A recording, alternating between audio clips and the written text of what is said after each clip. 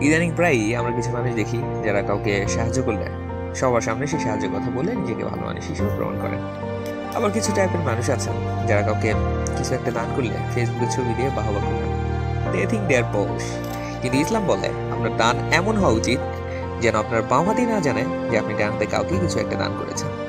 অনেকেই বলতে পারেন আপনার ফেসবুকে ছবি আপলোড করেন এই জন্য যে যাতে সেই ছবি দেখে অন্য কেউ ইন্সপায়ার্ড হয়।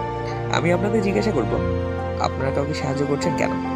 আল্লাহর সন্তুষ্টি লাভের জন্য, নাকি অন্য কাউকে ইন্সপায়ার করার জন্য?